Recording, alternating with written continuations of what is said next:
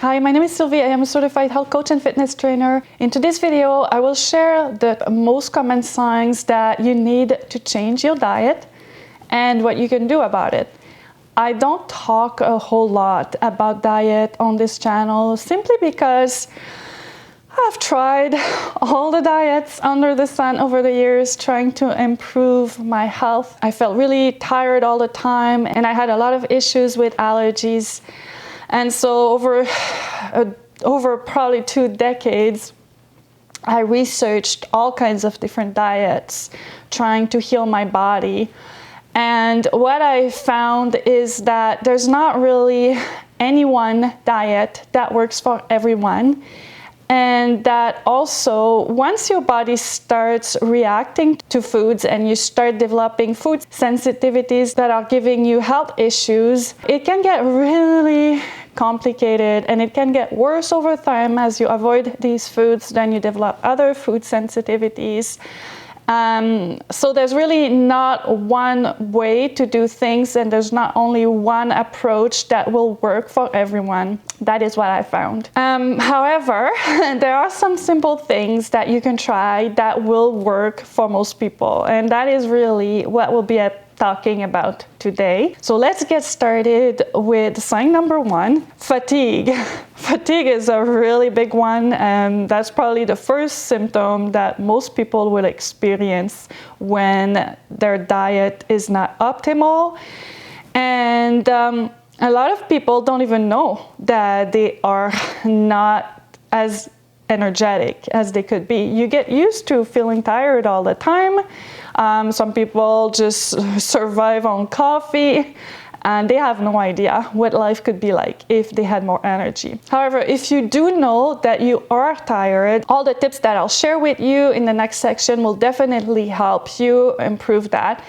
But if you're curious and you're not too sure if your energy level is optimal or if things could be better, definitely trying a cleanse would be super helpful, because that is actually for me what happened. I knew I was tired and I was always tired, and then I did the GAPS diet way back, and I noticed, I think it was on day 3, I could not believe the difference. I could not believe how much more energy I had.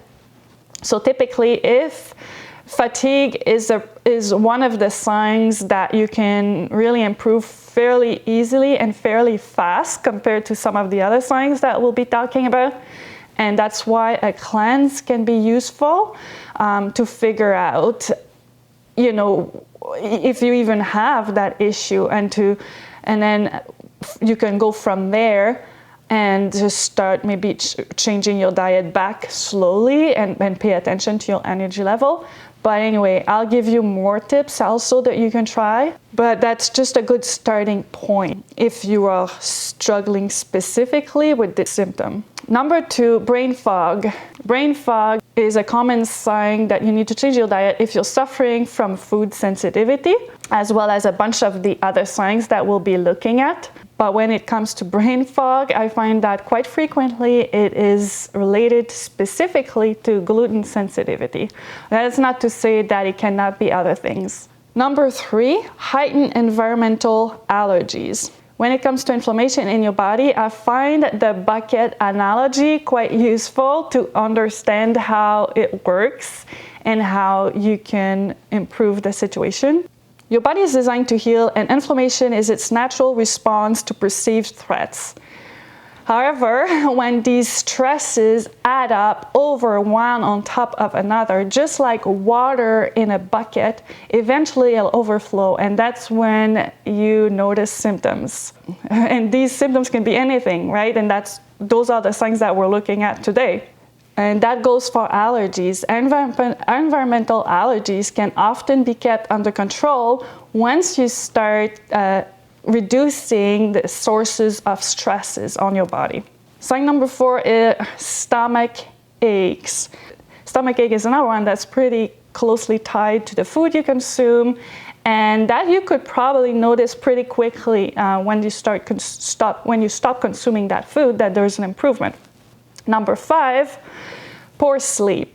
Studies show that poor sleep is often associated with key nutrient deficiencies, and on top of that, there is a clear connection between your blood glucose level and your sleep. And for example, higher blood glucose and insulin levels are often seen in poor sleepers. Next, there's skin issues. Skin issues can also be associated with food sensitivities, insulin resistance as well. And so you can definitely improve those by changing your diet. And lastly, migraines and headaches. That is super common, and you can also improve that if you change your diet. So now let's look at some specific ways that you can change your diet to improve those issues. Number one, you would need to ensure that you're getting tons of nutrient-dense foods every single day. And I have a blog post that explains exactly what I mean by nutrient-dense foods.